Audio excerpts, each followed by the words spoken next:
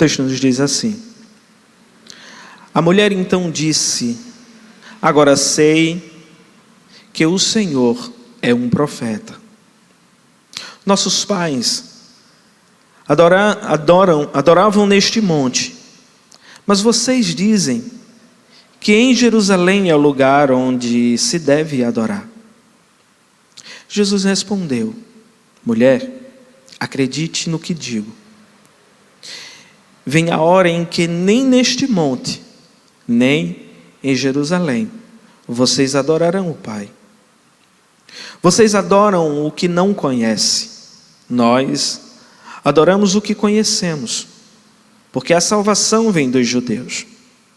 Mas vem a hora, e já chegou, em que os verdadeiros adoradores adorarão o Pai em espírito e em verdade. Porque são estes que o Pai procura para seus adoradores. Deus é espírito, e é necessário que os seus adoradores adorem em espírito e em verdade. Curve sua cabeça mais uma vez, vamos orar ao Senhor.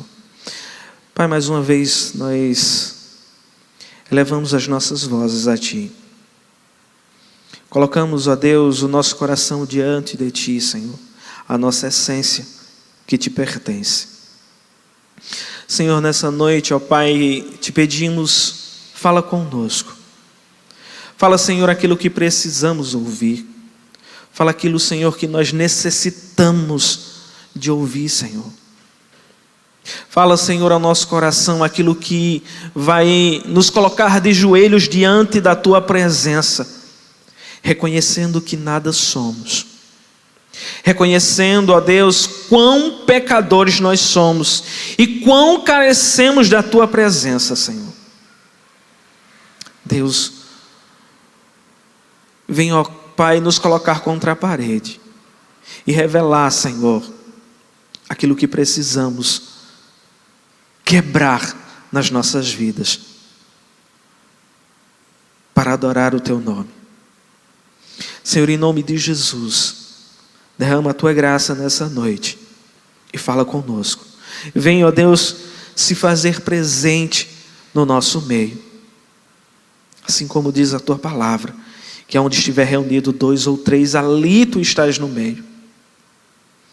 Pai, como sempre eu Te peço, que não seja eu, ó Deus, falando, mas que seja o Teu Espírito ministrando através de mim mais uma vez. Fala aos nossos corações, ó Deus, nessa noite, em nome de Jesus, Pai. Amém e amém. Não feche sua Bíblia, continue com a Bíblia aberta. Você que está em casa também, continue com a Bíblia aberta. Nós vamos meditar um pouco sobre o texto lido. O texto que nós lemos é o texto bem conhecido. Começa já no verso 1, aonde Jesus sai da Judeia e volta para a Galileia, e nesse caminho ele passa por uma aldeia dos samaritanos, aldeia chamada Sicar, onde os seus discípulos o deixam um pouco só, a hora de meio-dia, e ele se assenta junto ao poço de Jacó. Os seus discípulos vão à cidade para comprar comida, e Jesus ele fica sozinho por um momento. E nesse dado momento se aproxima uma mulher vinda dessa aldeia, uma mulher samaritana, para retirar água. E aquela mulher, ela vai justamente àquela hora porque não tinha ninguém naquele poço. Por ela ser quem ela era, uma mulher que já havia tido vários maridos, e que ela possivelmente era tida como escanteada, uma mulher, além de ser mulher, uma mulher de vários homens, ela era vilipendiada, ela era escanteada, ela era escorraçada. E por essa razão aquela mulher sobe ao poço para tirar água ao meio-dia, porque ela sabia que ali não tinha ninguém. E era o momento em que ela poderia ficar só. E aquela mulher, ao subir àquele poço, ela se depara com alguém sentado ali. E era alguém diferente. Alguém que não era da aldeia dos samaritanos. Era alguém que era um judeu. E havia uma rixa entre os judeus e os samaritanos. Essa briga é desde a divisão das terras, aonde os sírios tomam a terra e fazem de Samaria uma cidade de vários povos. Havia-se o costume de colocar, eles tinham o costume de colocar outros povos para mesclar a religião daquele lugar. E Samaria passou por isso. Samaria passa a receber outros deuses, e por isso os judeus de Jerusalém escanteavam, não aceitavam os judeus de Samaria. E essa briga vinha desde a época da divisão. Quando chegamos no período de Jesus ele se aproxima daquela cidade, ele chega para aquela mulher e ele quebra essa briga nesse momento. Então Jesus, ele assentado ali à beira do poço, e vê aquela mulher com um balde, e ele pede água para aquela mulher. E ele diz: mulher, dá-me um pouco de água. E aquela mulher estranha a atitude que aquele judeu, que até então ela não conhecia, ter pedido água a ela, e ela para diante de Jesus e diz: como é que você, sendo judeu, pede a mim, que sou mulher samaritana, água para beber? E ao desenrolar daquela conversa, Jesus olha para aquela mulher e diz: se tu soubesses quem te pede água, tu pediria água para ele, e ele te daria água viva.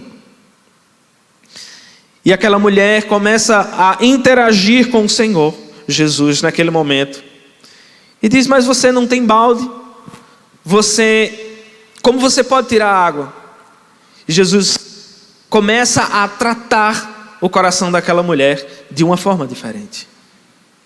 E ele traz a mente daquela mulher na explicação de que a água que ele dá não é igual à água que nós bebemos, que bebemos agora e logo mais tarde podemos voltar a ter sede. Aquela água que aquela mulher foi buscar naquele poço, a água que Jesus oferece àquela mulher é a água viva, a água saída do trono de Deus, a água que só Ele pode nos dar. Então aquela mulher começa a conversar, e ela muda o sentido da conversa com Jesus. E quando chegamos no verso 19, a conversa sai da água para uma questão mais peculiar, aonde havia uma grande briga dos judeus com os samaritanos, Ademir. Para os judeus, o lugar sagrado de adoração era o templo em Jerusalém. Era o lugar onde foi construído o primeiro templo pelo rei Salomão, e aonde foi instituído o lugar santo, o lugar de adoração. Era ali que se encontrava a Arca da Aliança.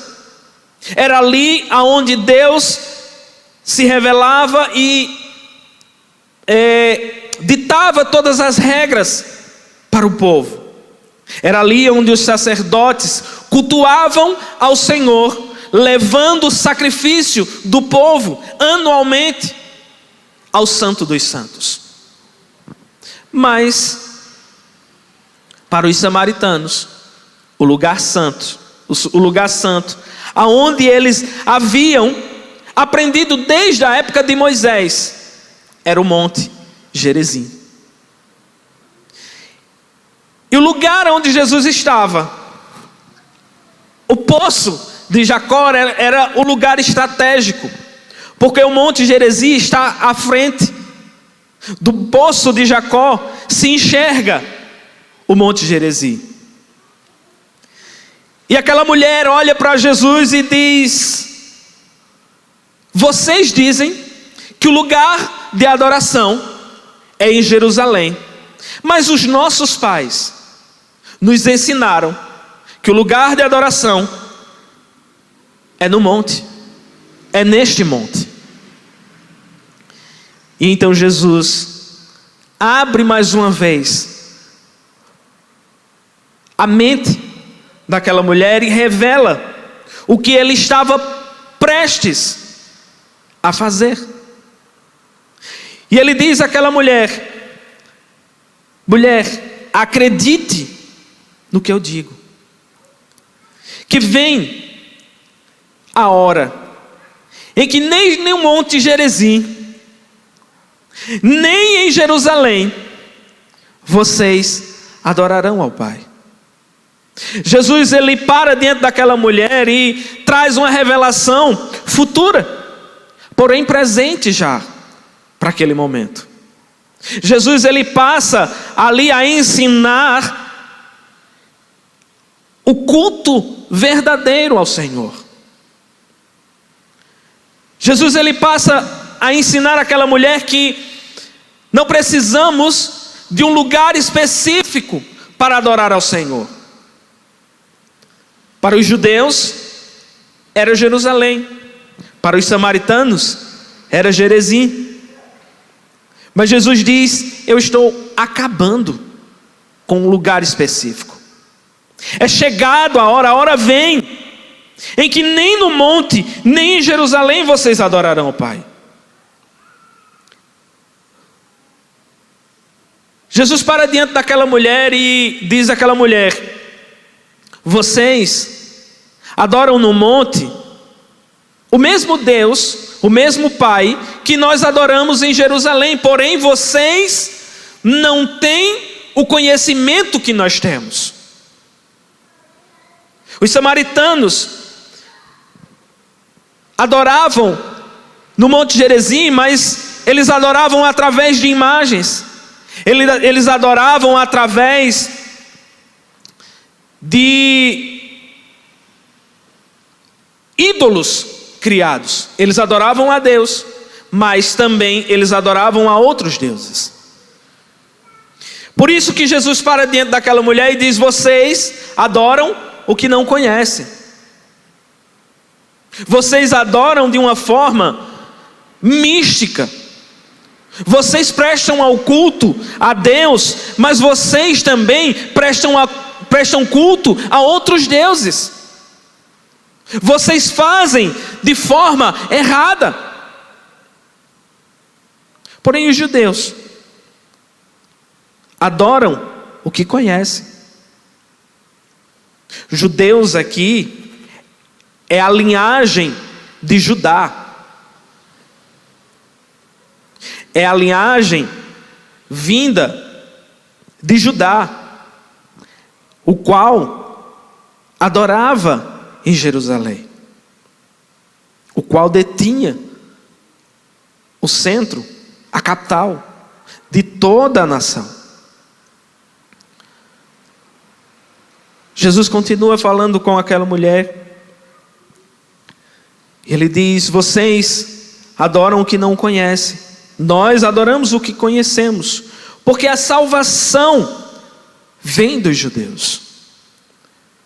Havia a promessa de que o filho viria da linhagem de Davi, viria da tribo de Judá. Por isso que Jesus é conhecido como leão da tribo de Judá. E Jesus começa a revelar para aquela mulher algo diferente. E ele, a partir do verso 23, ele diz que a hora vem, mas já chegou. O que Jesus revela ali para aquela mulher é que a partir dele, a adoração ao Pai iria mudar. Porque ele é o sacerdote vivo. Pela lei de Melquisedeque, quando muda o sacerdote, muda-se a lei. E ele estava mudando o ritmo do culto. Ele estava mudando a forma de adorar ao Pai. Já não era mais por meio de sacrifícios, como os judeus faziam, levando anualmente o sacrifício ao templo, para que o sacerdote levasse ao Santo dos Santos. Mas ele estava ali se colocando como o verdadeiro sacrifício.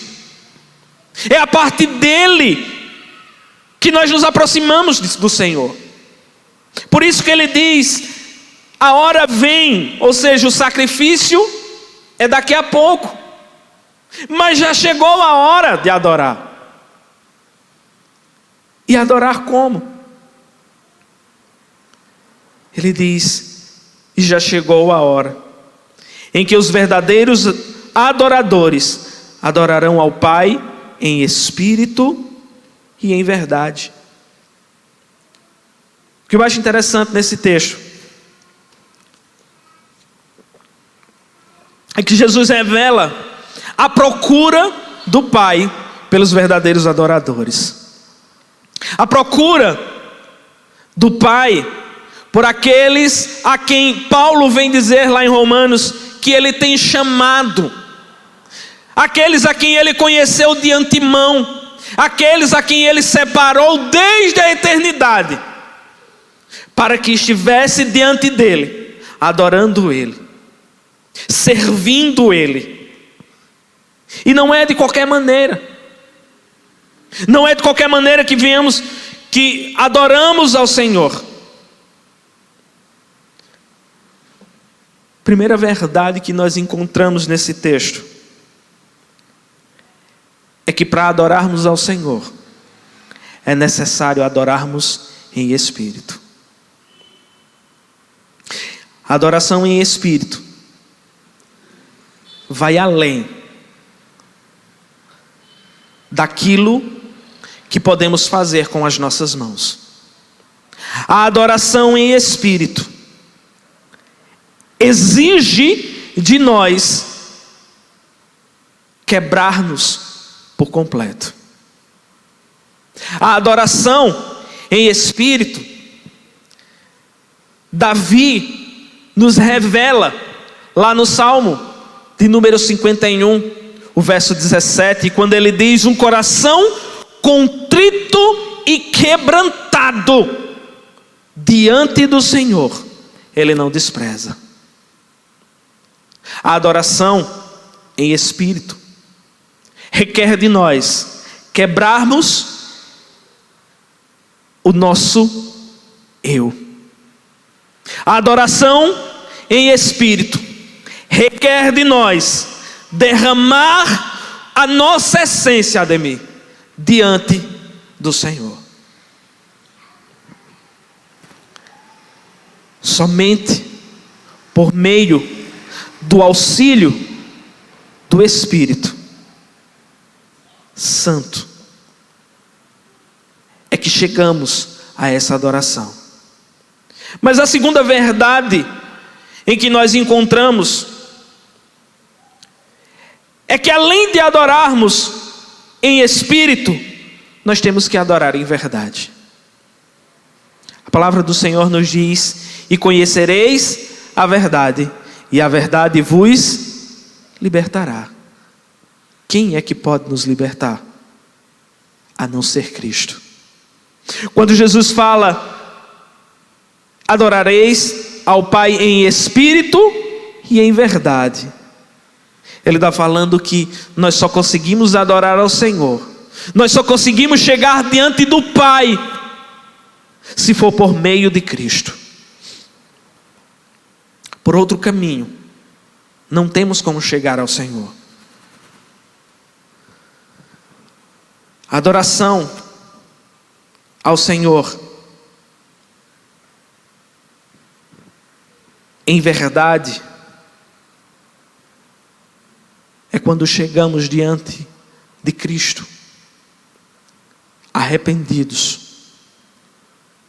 reconhecendo o nosso eu, reconhecendo as nossas falhas, reconhecendo que somos miseráveis, pecadores, inúteis e que carecemos todo instante da presença do Senhor.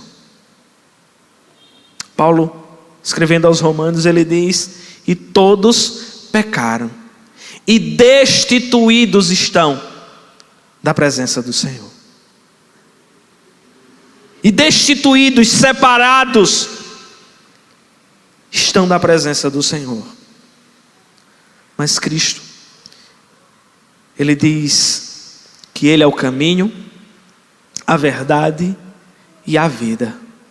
E ninguém vai ao Pai a não ser por Ele. Nós só adoramos ao Senhor quando nós nos quebrantamos. E só podemos chegar à adoração perfeita por meio de Cristo Jesus. Mas Ele continua nos dizendo: porque são esses que o Pai procura para seus adoradores. Você quer adorar ao Pai? Se achegue a Cristo. Você quer chegar ao Pai?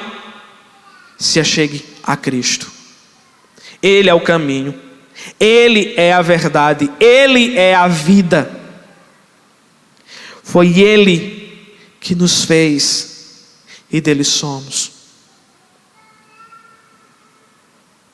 Porque dele e por Ele e para Ele são todas as coisas. Glória, pois, a Ele eternamente.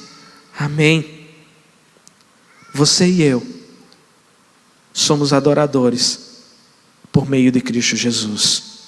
Você e eu só adoramos ao Pai porque Ele nos chamou, porque Ele nos procurou, porque Ele nos achou, porque Ele nos chamou. Por isso que devemos adorar ao Pai em espírito e em verdade, com o coração contrito e quebrantado. E por que nós devemos adorar ao Senhor em espírito e em verdade? Verso 24, Ele nos diz: porque Deus é espírito. Quando Jesus traz essa afirmação, que Deus é espírito, Ele está falando para aquela mulher: Deus não necessita de um lugar específico. Deus não precisa de irmos a Jerusalém para adorar a Ele. Deus não precisa que venhamos subir ao Monte Gerizim para adorar a Ele. Ele é Espírito e Ele envolve toda a terra. Gênesis já diz isso. E o Espírito pairava sobre a face. A palavra pairar significa envolver, abraçar. Deus, Ele está em todos os lugares. Deus, Ele contempla todas as coisas. Por isso que Jesus, Ele diz à mulher: Deus, Ele é Espírito. E não é um espírito como qualquer outro. Ele é espírito puro. Ele está em todos os lugares. Ele é atemporal, Ele é eterno, Ele é o Criador do tempo. Nós nascemos, crescemos, envelhecemos. Deus, Ele permanece o mesmo. Ele é eterno, Ele é Espírito. Interessante é que essa mesma expressão relembra o que Jesus fala na conversa com Nicodemos, quando ele fala do vento. Ele diz: o vento sopra aonde quer, nós ouvimos o sopro, mas não sabemos nem de onde vem, nem para onde ele vai. Assim é todo aquele que é nascido do Espírito. Assim é o Espírito de Deus. Ele vai em todos os ambientes. O mesmo Deus que nos contempla nesse momento, que nós cultuamos a Ele aqui, é o mesmo Deus que está com o pastor André lá no México. É o mesmo Deus que está no Manaim com os jovens. É o mesmo Deus que está no Japão, em todos os outros países, recebendo a adoração verdadeira. Deus, Ele é Espírito, Ele é livre, Ele não precisa de uma adoração mística. Para adorarmos ao Senhor, só precisamos ter um coração contrito e quebrantado, e nos achegarmos a Ele por meio de Cristo Jesus. E é necessário que os seus adoradores o adorem em espírito e em verdade. Eu queria deixar apenas duas aplicações,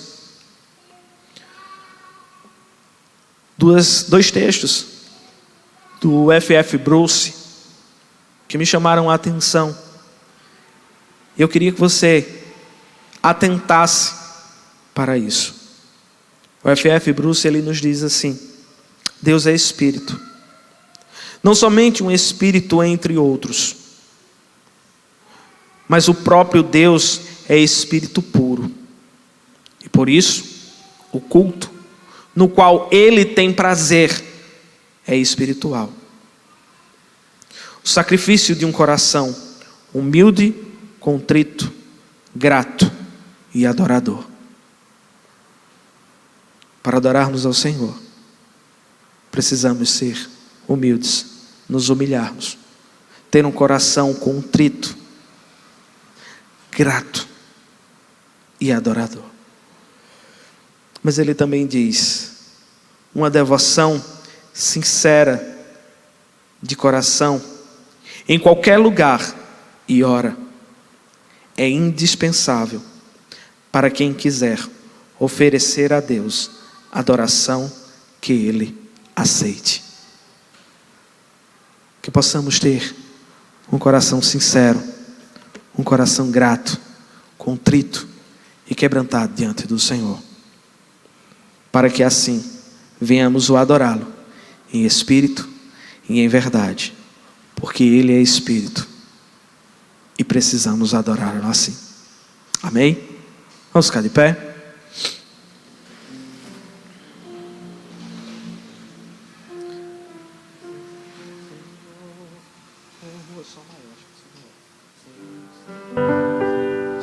Senhor, formoso és, tua face eu quero ver, pois quando estás neste lugar, tua graça invade mim. Acende a chama, ó Pai, que uma vez